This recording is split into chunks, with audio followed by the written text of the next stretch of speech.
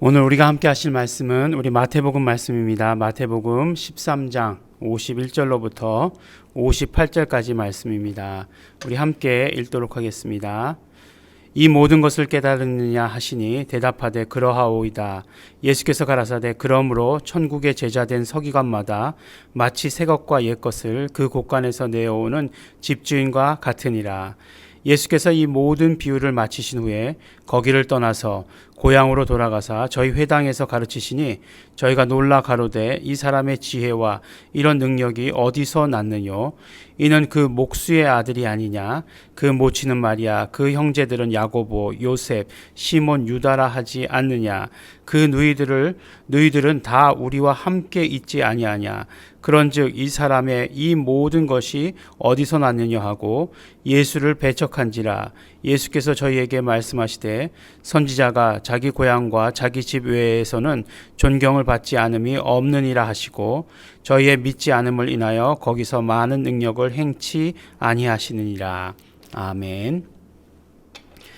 네, 오늘 말씀을 보면 이제 물론 마태복음의 비유가 마태복음 13장에만 기록된 것은 아니지만 이제 마태복음 13장의 비유를 마치시면서 하시는 말씀과 같은 그런 뉘앙스를 줍니다. 나중에 또 비유의 말씀이 나오기는 합니다.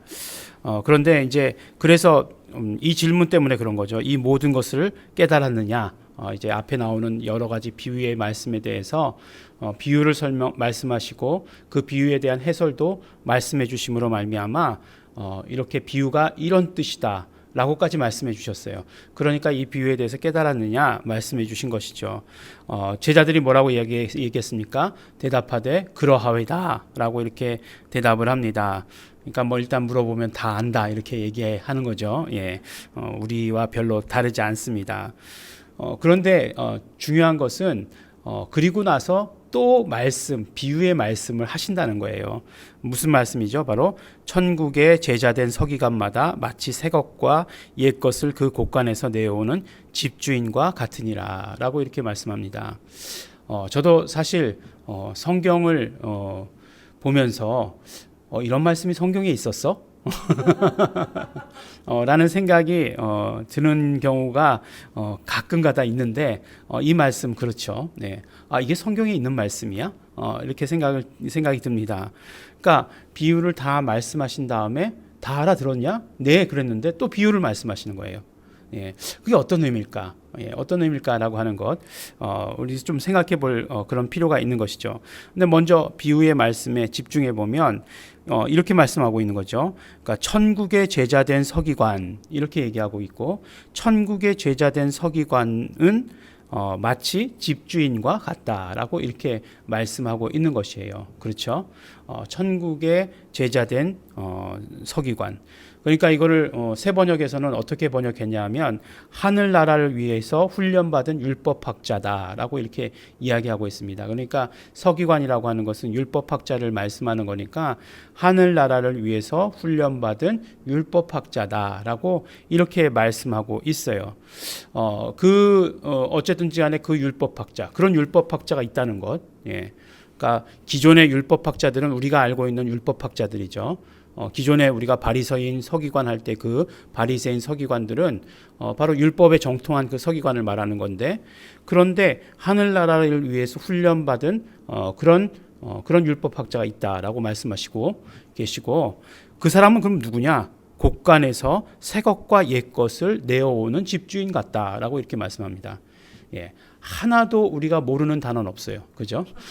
다 아는 단어입니다. 새 것과 옛 것을 가지고 나오는 집주인. 예. 그 하나도 모르는 단어가 없는데 이게 무슨 말인지 모르겠다라고 하는 것을 우리가 듣게 됩니다.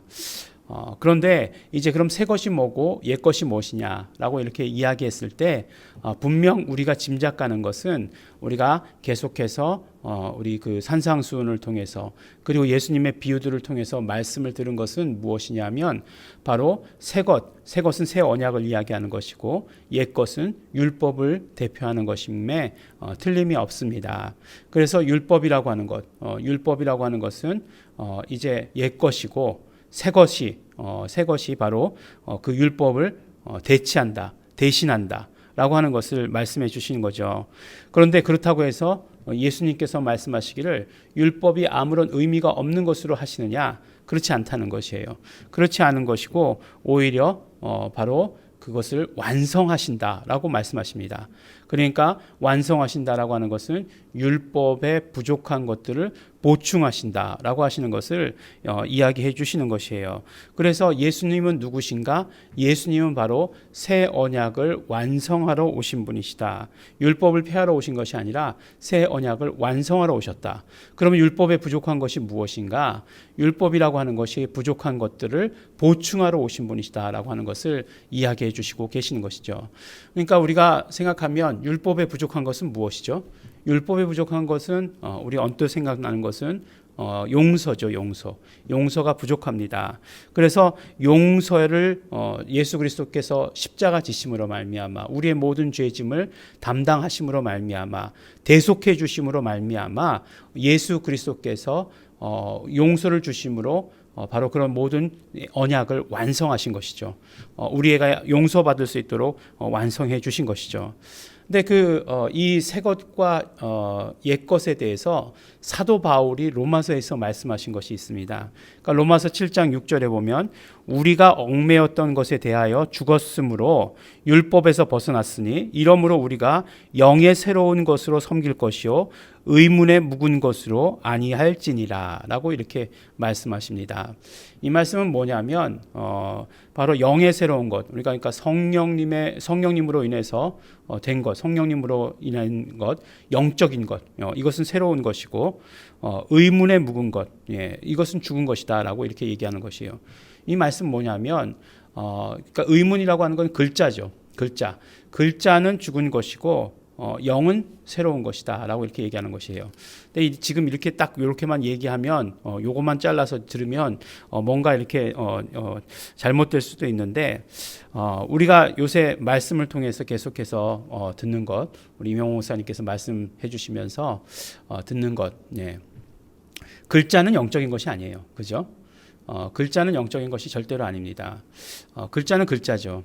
그런데 이 성경이 어떻게 되어 있냐면 글자로 기록되어 있죠. 그러니까 율법이 기록되면서 율법이 기록되기 위한 목적이었겠죠. 그래서 이제 글자로 기록되었습니다. 그런데 그 글자가 영적인 것은 아니에요. 그런데 하나님과 우리는 영적으로 창조되었고 하나님은 영이시고 우리도 영적인 존재로 창조되었죠. 그러니까 영적인 교제가 이루어져야 되는 것인데 그것이 글자로 이루어지는 것은 아니죠. 그러니까 우리가 성경을 글로 이렇게 읽는다고, 글로 이렇게 본다고 해서 그것이 하나님과의 교제가 이루어지는 것은 결코 아니다라고 하는 것이죠. 그런데 그러면 우리가 하나님과의 교제가 이루어지는 것은 무엇이냐? 이것이 영적인 것이 되어야 되는 것이죠. 그 영적인 것이 되는 것이 무엇인가? 우리의 입술에 담는 것이죠. 우리의 입술에 담는 것이죠. 그리고 또 한 가지 더 사도 바울은 이야기하기를 성령님에 의해서 이것은 영적인 것이 된다라고 이렇게 이야기하는 것이죠. 그래서 보면 사도 바울은 그 성령님에 의한 것을 굉장히 강조하고 있죠. 우리가 예수를 믿는 것도 성령님에 의하지 않으면 믿지 못한다라고 하는 것을 이야기해 주시는 것, 이런 모든 면들을 볼 때 그런 성령님의 역할, 성령님의 하시는 일들을 굉장히 강조하고 있는 것을 보게 되는 것입니다. 그러면 이런 것들, 그러면 그 글자는 필요 없느냐? 그렇지 않죠. 글자가 있음으로 말미암아 성경이 전해지게 된 것이고 글자가 있음으로 말미암아 우리가 그 말씀을 알게 된 것이죠. 그러나 그것 자체가 영적인 것은 아니기 때문에 그것을 영적으로 만들 수 있는 능력이 있어야 하는 것이죠. 제가 언젠가 말씀드리지 않았습니까? 누군가가 요한복음에 대한 강해설을 써냈다고. 근데 그 사람 예수 믿는 사람이 아니죠. 근데 요한복음에 대한 강해설을 써냈어요. 굉장히 학문적으로 우수합니다. 제가 볼 때는 논리적으로도 잘 맞고 두께가 막 이렇게 두꺼워요. 그랬는데 그것이 그렇다고 해가지고 그것이 영적인 것이 될 수 있느냐? 그렇지 않다는 거죠. 예수를 모르면 영적인 것이 될 수 없고 성령님에 의하지 않으면 영적인 것이 될 수 없다라고 하는 것을 우리에게 이야기해 주시는 것입니다. 그러면 무엇이냐? 결국 예수 그리스도, 집주인은 예수 그리스도세요. 예수 그리스도신데 예수 그리스도가 새 것과 옛 것을 다 내어놓으셨다라고 하는 그 말씀의 의미가 무엇일까? 바로 옛 것을 내어놓으심으로 말미암아 새 것으로 완성하시는 분이시다라고 하는 것을 우리에게 말씀해 주시는 것이고, 또 아까 사도 바울의 맥락에서 이야기한다면 의문의 것을 영의 새로운 것으로 완성시키시는 분이 바로 예수 그리스도다라고 하는 것을 우리에게 말씀해 주시는 것입니다. 그러므로 정말 이 모든 비유를 다시 정리해서 말씀해 주시는 비유가 무엇이냐? 결국 모든 비유는 다 예수 그리스도에 대해서 말씀하신 것이다라고 하는 것을 정리해 주신 것이고, 또 예수 그리스도가 어떤 분이시다라고 하는 것을 또 우리에게 말씀해 주십니다. 짧은 정말 한 절밖에 되지 않는 말씀이지만 굉장히 많은 의미를 담고 있다라고 생각을 합니다. 그리고 많은 의미를 담고 있는 것을 넘어서서 굉장히 중요하다 라고 하는 것을 우리에게 말씀해 주십니다. 그래서 사실 그 후의 말씀들이 더 길죠. 고향에 갔더니 이제 배척당하셨다라고 하는 말씀이 더 길지만 그것보다 우리 한 절을 더 비중을 두어서 오늘 말씀 가운데 함께 나누었습니다. 우리 바로 예수 그리스도는 새 언약의 완성이시다라고 하시는 것, 그리고 정말 모든 것들을 진짜 영적인 것으로 만드시는 분, 의문의 죽은 것, 의문의 율법에 죽은 것으로 만드시는 분이 아니라 실제로 살아있는 영적인 것으로 만드시는 분이시다라고 하는 것을 오늘 우리에게 말씀해 주십니다. 우리가 기도할 때에 우리 말씀을 우리 입술 가운데 시인하기를 바라고, 또 그것을 우리가 입술에 담음으로 말미암아 그것이 영적으로 살아나게 되기를 원하고, 그러므로 말미암아 우리가 진짜로 영이 살아있는 자로서의 삶을 우리 살 수 있게 되기를 바랍니다. 우리 그것을 생각하시면서 우리 감사하시면서 또 회개하시면서 우리 또 결단하시면서 우리 함께 기도하겠습니다.